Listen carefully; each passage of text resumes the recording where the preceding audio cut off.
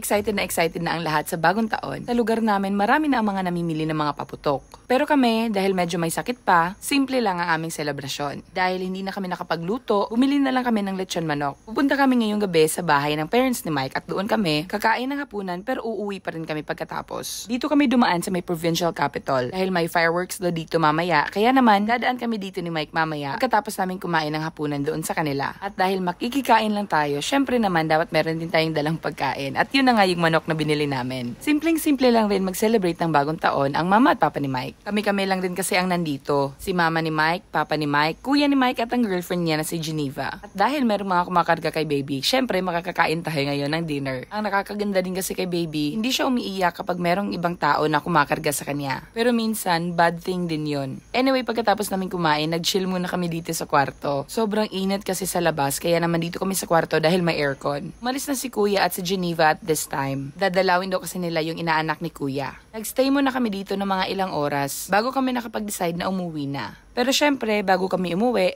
nagbanding muna sina baby at ang lolo at lola niya. May nakapagsabi sa amin na nasa mga 9 or 9:30 daw yung fireworks dito sa may provincial capital. Kaya naman bago kami pumunta doon sa area kung saan nila i-held yung fireworks, namasyal muna kami dito sa may provincial capital. Kada taon sila naglalagay ng mga disenyo dito at iba't iba yung theme nila kada taon. Ngayon, titingnan natin kung ano yung theme nila for this year. Sobrang gustong-gusto ni baby dito kasi napakadaming mga ilaw. Na-attract kasi siya sa mga iba't ibang kulay ng ilaw. Gusto ko rin sana pumunta doon sa may Carmen at sa Panabo kasi doon din meron silang mga klase-klaseng ilaw. At magiging honest ako, mas maganda pa yung sa kanila kaysa dito sa amin. Kasi ilang beses na namin yung nadaanan, lalong-lalo na doon sa Carmen. Anyway, dito sa provincial capital, yung kanilang theme for this year ay Disney. Kaya mag-i-enjoy talaga yung mga bata sa pamamasyal dito. Hindi lang dahil sa maganda at nakakapukaw ng atensyon ang iba't ibang kulay ng mga ilaw, kundi dahil sa mga actual talaga na mga designs ng mga Disney characters. Meron sila ditong Cinderella, Snow White, yung Genie ng Aladdin, sina Anna at Elsa ng Frozen, at marami pang iba. You name it, they have it. At dito rin mismo sa kanilang main building, meron din silang disenyo na nilagay. Napakaganda ding tingnan, kaya naman nakakaaliw ding mamasyal dito. Plano lang namin na libutin itong lugar, tapos pupunta na tayo doon sa area kung saan sila mag-held ng fireworks display. Gusto sana namin kumuha ng litrato as family, kaso hindi kami makapag-concentrate dahil si baby naaagaw yung atensyon niya dito sa mga ilaw. Pero hindi namin siya masisisi kasi kahit naman kami, naaaliw din sa mga ilaw dito at totoo naman talaga. Nakakaagaw naman talaga ito ng atensyon. So ko sana kumuha ng litrato dito sa may Davnor at 56 na sign nila. Kaso meron kasi mga tao na nakaupo at nauna na sila sa amin. Kaya naman vinidyoan ko na lang. Hindi masyadong madami ang mga tao dito ngayon mga langga. Hindi tulad ng mga nakaraan nung dumadaan kami dito na may mga araw na full packed siya.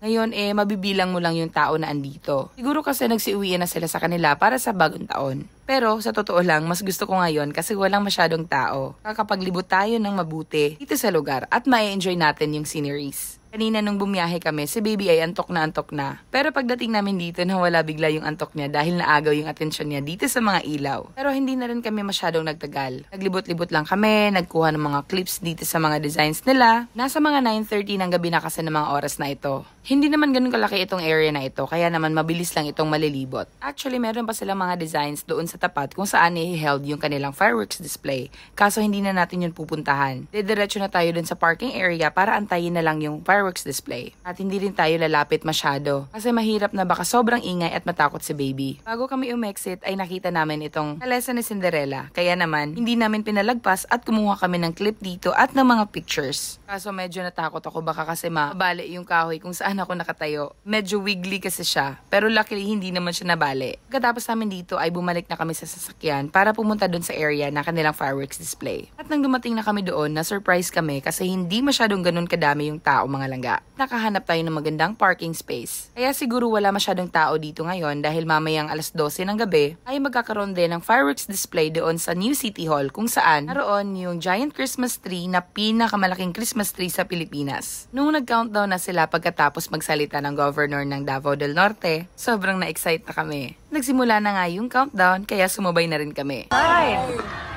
8, 7, 6, 5, 4, 3, 2, 1. Where is it? Right there! Woo! Ay, over there. Whoa! Yay!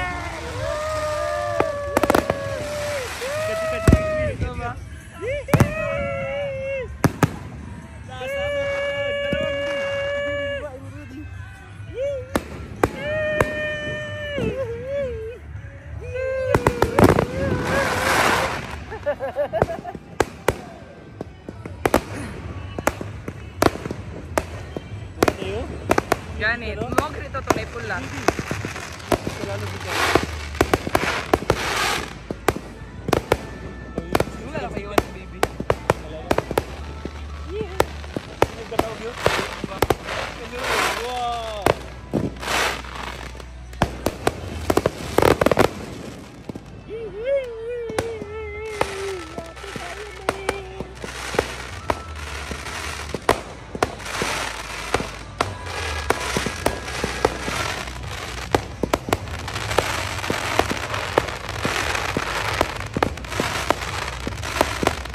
Happy New Year! Happy New Year! Happy New Year!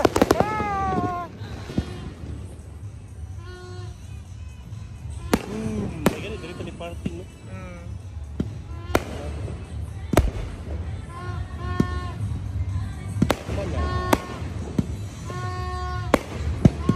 Wala siya nakayawan, babe. Kalaw yan ay.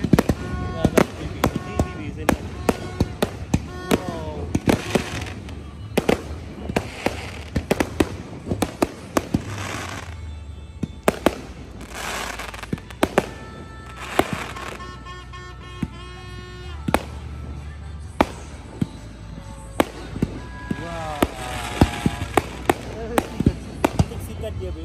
Aba, daribi.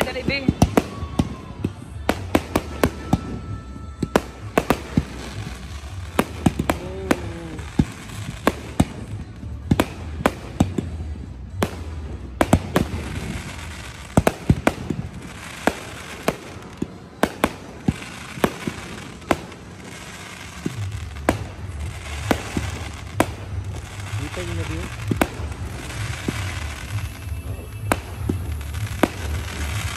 Matulog nag-city hall nila. Let's go see. Pwede.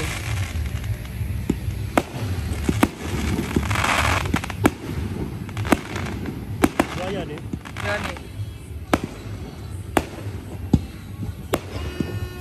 Nasa mga 7 minutes daw yung fireworks. Nag-enjoy talaga kami doon, lalong-lalo na si baby. Kinabahan nga kami, baka kasi si baby ay matakot sa fireworks. Pero, surprisingly, hindi naman at natuwa pa siya. Mabuti na lang at hindi ganun kalakas ang tunog ng mga paputok. Kaya siguro hindi natakot si baby. Pagkatapos noon ay natulog si baby sa sasakyan, kaya naman dumiretso na kami sa bahay. Naan na lang namin yung nabili naming manok dito sa kabilang bahay kung saan sila nagsiselebrate. Tapos, kinabukasan ay nala ako ni Mike sa hospital para magpa-check up. Hanggang ngayon kasi ay inuubo at sinisipon pa rin ako. Actually, wala akong iniinom na gamot kaya hindi gumagaling yung aking ubo at sipon. Magdadalawang linggo na siya kaya naman ngayon nag-decide na ako na pumunta na talaga sa hospital. At dahil January 1 ngayon, may dagdag na 30% yung ating bayad dito sa hospital. Dito pala ako dinala ni Mike sa bagong hospital dito sa Tagum na tinatawag na Tagum Global Medical Center. Maganda dito mga langga kasi bago yung mga kagamitan. Nakabukas lang nila noong December 18. At pagkatapos namin doon ay pumunta na kami dito sa mall para maghanap ng napi ni baby. At kumain na rin ng late na lunch. Yes mga langga, hindi pa kami nakakapag-lunch ni Mike. Actually, kumain lang kami ng agahan kanina tapos natulog kaming tatlo. Sobrang haba ng tulog namin ni baby. Ang hirap kasing gumala mga langga dito sa Pilipinas dahil sobrang init ng panahon. Kaya naman, kung lalabas kami at gagala kami, tina-timing namin talaga na mga nasa 4 to 5 p.m. na siya. Dito pala kami nag-decide na kumain sa Jerry's Grill. At dahil New Year pa ngayon, siguro nasa mga kanya-kanyang probinsya pa yung ibang mga tao, kaya naman wala masyadong tao dito ngayon. May mga panahon talaga kung saan naatake ako ng ubo ko ng sobra-sobra. Kaya pag ganun yung panahon, binibigay ko muna si baby kay Mike. At kapag natapos na yung ubo ko, ako naman yung kakarga sa kanya. Ang bilis lumaki ni baby mga langga. Lapit na siyang mag 4 months at napakarami na niyang mga natututunan ng mga new skills. At pagkatapos kong panggigilan si baby ay dumating na yung mga in-order naming pagkain. Order sana ako ng crispy kare-kare kaso beef kare-kare yung na-order ko. Ayoko kasi nito dahil kaunti lang yung meat niya. Anyway, pagkatapos namin kumain, dumiretso muna kami dito sa Handyman. Bibilhan namin si Papa nitong medium size na kahadiyero. Alam niyo naman si Papa, hindi kasi mahilig talaga sa bangko. Kahit na sinabi niya sa amin na ilalagay niya sa bangko yung pera niya. Pero para makasigurado kami, binilhan na lang namin siya nitong kahadiyero. Sana nga ay gamitin niya para next time ay hindi na siya manakawan sa mismong bahay niya. Anyway, yun lang yung ating vlog for today mga langga. Happy New Year pala sa inyong lahat. Sana ay masasaya at healthy kayo ngayong bagong taon. Maraming salamat po sa panunood at sana nag-enjoy kayo dito sa aming vlog. Kung nag-enjoy man kayo, huwag niyo po sanang kalimutan mag-follow, like, and share. Maraming salamat for watching. Bye!